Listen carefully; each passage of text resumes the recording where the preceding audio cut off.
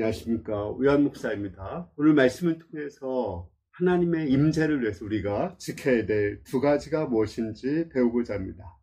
오늘 말씀은 출애굽기 37장 1절에서 9절입니다.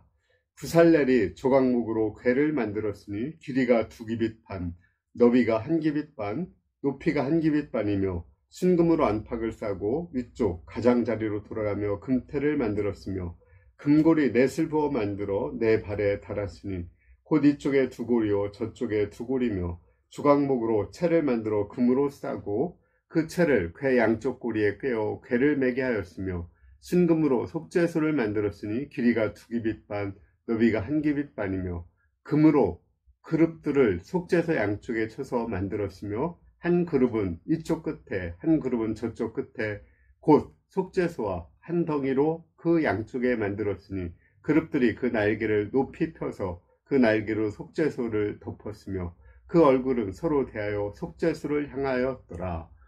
자, 하나님이 어디에 임재하죠? 그 구약에는 성소에 임재하는데 성소 중에서도 지성소, 그 중에 언약궤가 있는 곳에 임재합니다. 왜 언약궤가 있는 곳에 임재할까요? 언약궤 속에는 십계명, 하나님의 말씀이 있습니다. 그러므로 첫 번째는 하나님의 말씀을 지켜야지, 그 말씀이 우리의 육신이 되어야지, 말씀대로 살 때 하나님께서 우리에게 임재하는 것을 알 수 있습니다.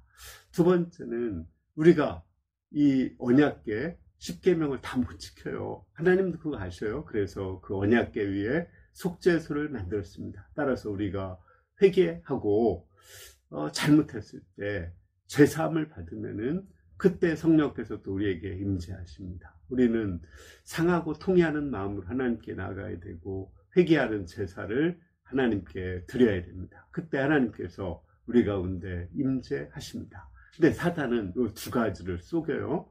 첫째는 그 율법주의에 빠지게 해요. 그것은 뭐냐면 그 율법을 행해야지 하나님이 임재한다. 맞는 것 같죠? 그런데 그 율법을 행해야 임재하는 건 맞지만 그것이 은혜로 행해야 되는 거예요. 그러니까 내가 율법을 다 지키지 못하는 걸 하나님이 아시기 때문에 속죄소를 만드시고 성령을 주시고 하나님의 은혜 속에서 은혜를 기억하고 율법을 행하기를 원해요. 그런데 내 힘으로, 내 능력으로 율법을 행하고자 할 때 그곳에 하나님이 임재하지 않죠. 하나님의 은혜 속에서 율법을 행할 때 하나님께서 임재합니다. 두 번째는 율법이 필요 없다. 우리 율법 다 못 지키니까 그냥 오직 예수님의 은혜로만 하나님이 임재하는 것이다. 이렇게 또 사단을 속입니다. 그래서 이 사단의 두 가지 속임에서 지키기 위해서 그 언약궤 속죄소 위에 그룹을 두었습니다.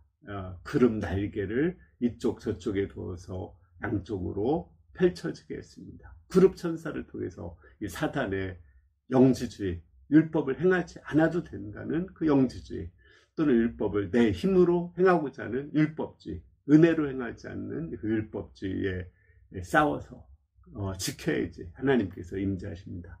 결론적으로 말하면 하나님이 어디에 임재할까요? 그 율법을 행하되 하나님의 은혜 속에서 율법을 행할 때 그 하나님께서 그 가운데 임재하십니다. 그러니까 우리는 은혜 없이 율법을 행하는 그것도 경계해야 되고 은혜 속에서 율법을 배제하는 것도 경계해야 됩니다. 우리가 은혜 속에서 율법을 행하는 가운데 하나님의 임재가 있기를 기도합니다. 감사합니다.